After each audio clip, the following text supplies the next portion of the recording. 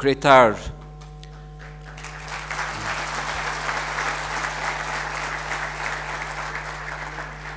Indrur Ministry Tedashur Mitch Dragi Priatali Mirdita Dobrden. It gives me great pleasure to be back here in Macedonia, and I would like to warmly express my appreciation to the DUI party and to its president, Mr. Ahmeti, for this opportunity. Mr. Ahmeti, your vision about the future of Macedonia in the European family of nations remains undimmed despite the adversarial political environment, and for that we salute you. Thank you. I would also like to congratulate the DUI for this initiative in organizing this debate, this open debate, showing the transparent approach of this party in its political life, setting an excellent example for other parties to emulate. We recall that this year will mark 10 years since Macedonia was given candidate status for accession to the European Union.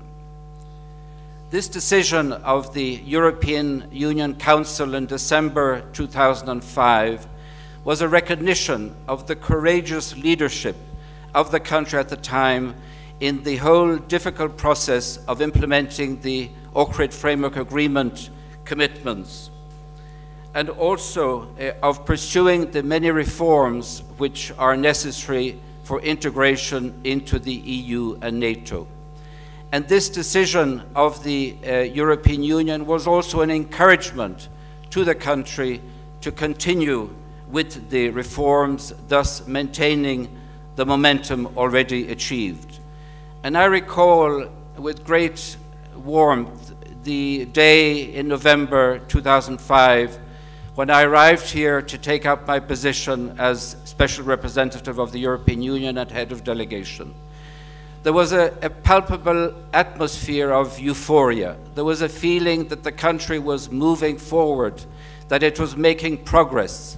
And also there was a recognition and a great welcome, recognizing that the European Union, the international community, saw Macedonia as a success story in the interethnic cooperation in the Balkan region, an excellent example for other countries in the region to follow.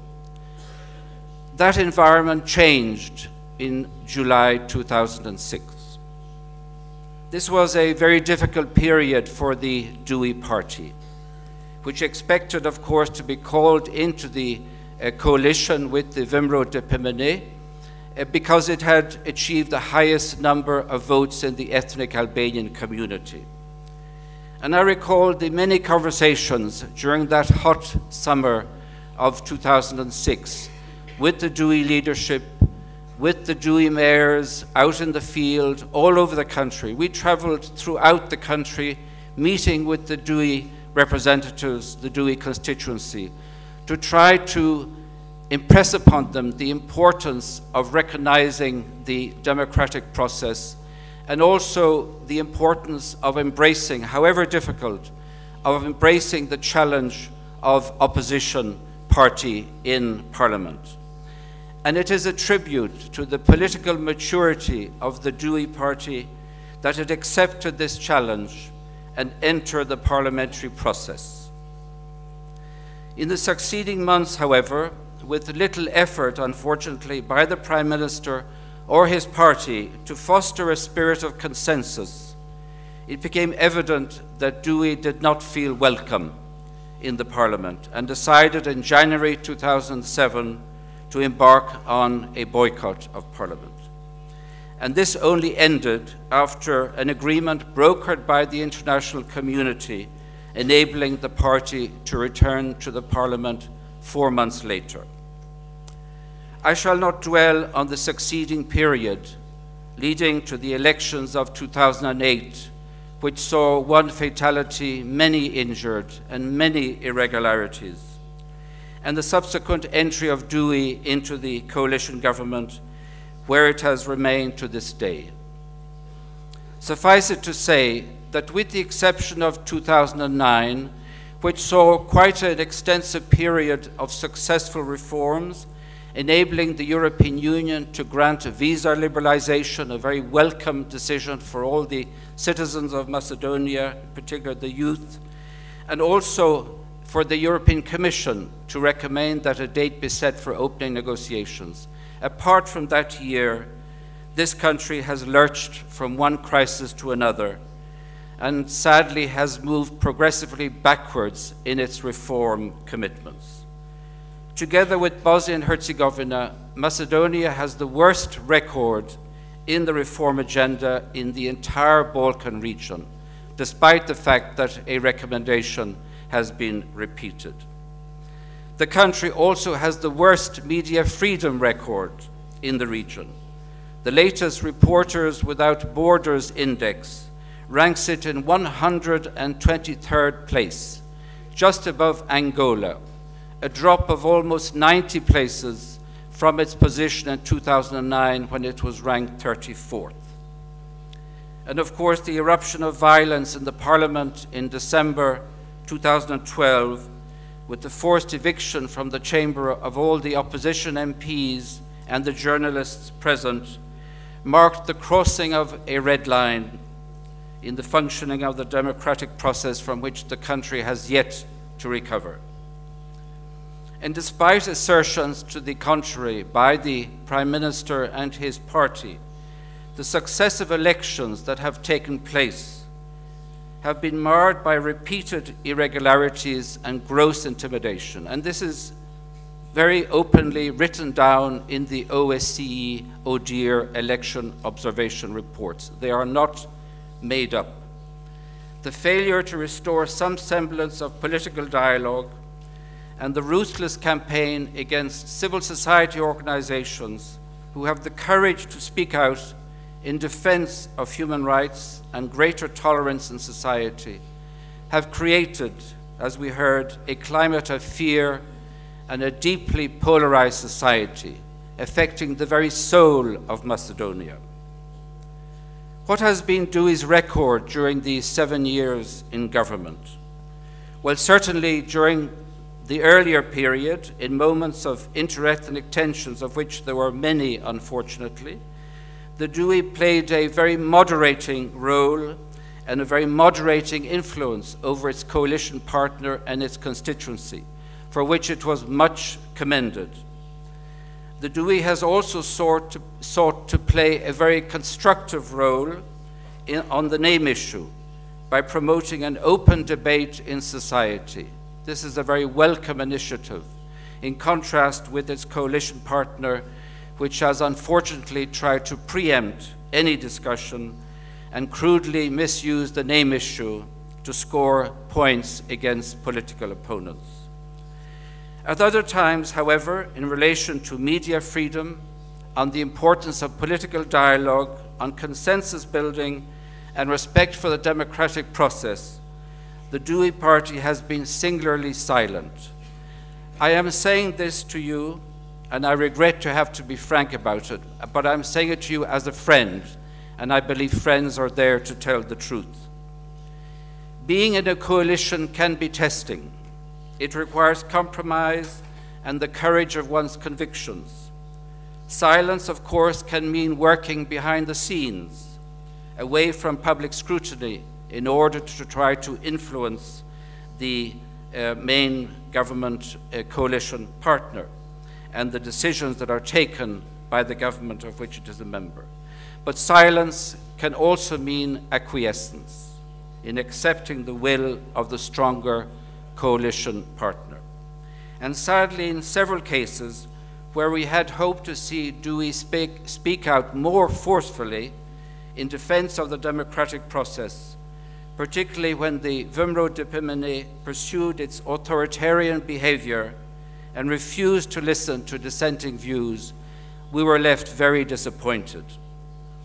The most recent case relates to the education reforms, which, because of the profound changes being proposed, should have been the subject of an intensive dialogue between all the stakeholders before the decision was put through Parliament.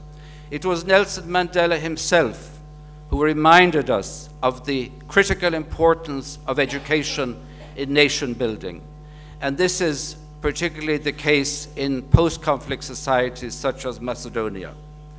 The refusal of the government to entertain an open consultation process and the humiliating treatment of those brave students and professors who had the courage to speak out by attempting to discredit them as being manipulated by the opposition parties.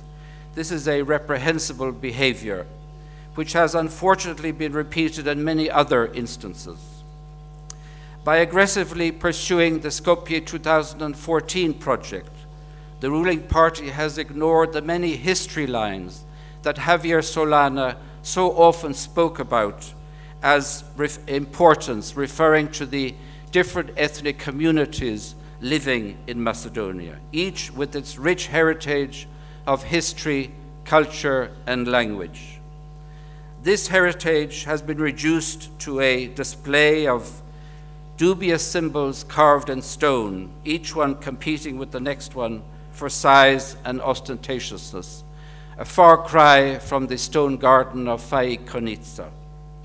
All of this in a country which can ill afford such excesses, with high levels of unemployment and over 30% of the population living below the poverty line. And now the people of Macedonia are confronted with the latest scandal of a vast wiretapping operation, which has rocked the country during the past weeks. No one, and certainly no one from the international community, believes for 1 minute the assertion that this is a work of foreign intelligence services. Regardless of who is responsible for this wiretapping operation, the transcripts provide ample evidence of a prime minister and his ruling party that deliberately ignores the institutional process and separation of powers, operates by its own rules, and violates all the basic standards of decency and democracy. This is not made up. The voices are clearly identifiable. I have listened to them myself.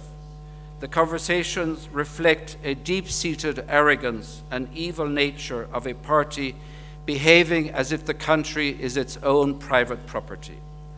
These are government officials who have for many years abused the confidence of the citizens of Macedonia, using racist and bigoted language when referring to the minority communities and referring to their political opponents on occasion as if they were animals and objects of ridicule.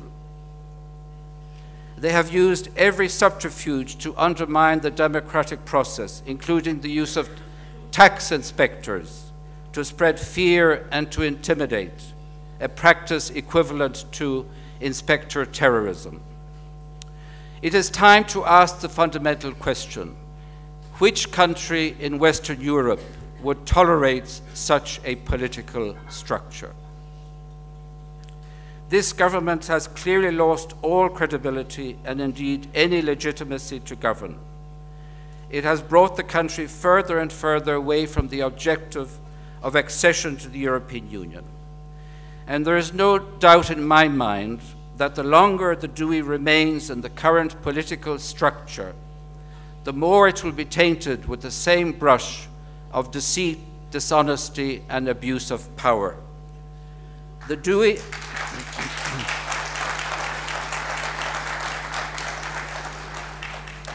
The DUI party has to ask itself, what purpose will be served by remaining in such a political system if the principles for which the party were created no longer exist?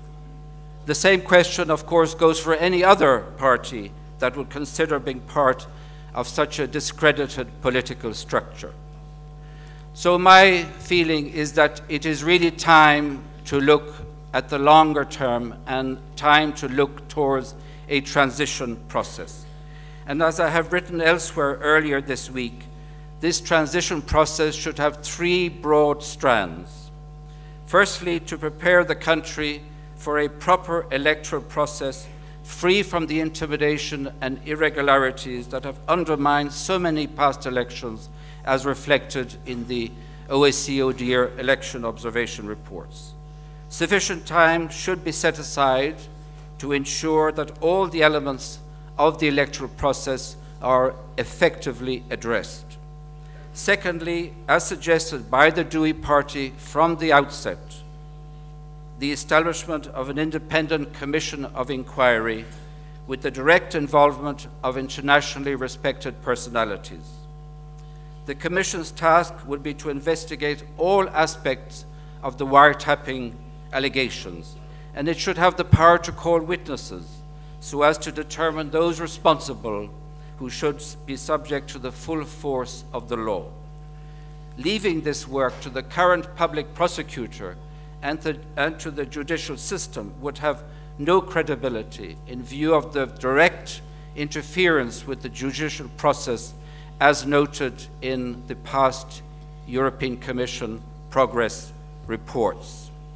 And finally, a critical role to be played by civil society organizations, the academic community, and the media in promoting, like you are doing, open debates and dialogue across the country, free from the threats that have been the hallmark of the current political environment. This would help to restore the social fabric of a society deeply traumatized by years of divisive politics, where people were categorized as either patriots or traitors and enemies of the state. It would also contribute towards reducing the intolerance and deep mistrust between the ethnic communities and would allow moderate voices, including new political forces, to emerge. It is time for the international community, in particular for the European Union, who after all is one of the guarantors of the Ohrid Framework Agreement, to become much more involved, more forcefully involved. It should ensure full support to those who had the courage to bring to light the worst excesses of the current political structure and who are brave enough to continue the fight for dignity and basic human rights despite extensive harassment, intimidation, and even imprisonment. They are the only hope for preserving the soul of Macedonia from further erosion to ensure that the country will regain its dignity. If the DUI values its role as a political party which seeks to promote the interests of Macedonia and its people above all else, and I do know that this is their objective, then it has no choice but to support this transition process. It should devote all its energies to restoring basic democratic values in the country, as the President reminded us earlier this morning. This includes allowing the media and civil society to play their rightful role in society, free from intimidation, harassment, and insults which have marked the ruling party's behavior over the past years. It must work towards creating a more tolerant society, free from the bigotry and many instances, unfortunately, of hate speech in popular talk shows that the ruling party have done nothing to discourage. Above all else, it must ensure respect for the many history lines which represent the strength of Macedonia's rich cultural and linguistic heritage and the unique contribution it will bring into the European family of nations. This is the choice facing the country and the DUI party if the objective of EU and NATO accession is to be achieved.